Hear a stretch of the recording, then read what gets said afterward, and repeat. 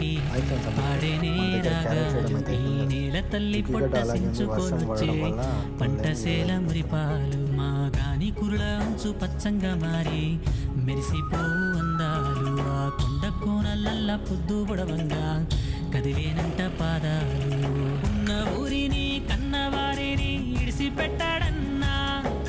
కంటి పాపకను రెప్పవాలకుండా కాపుగాస్తాడన్నా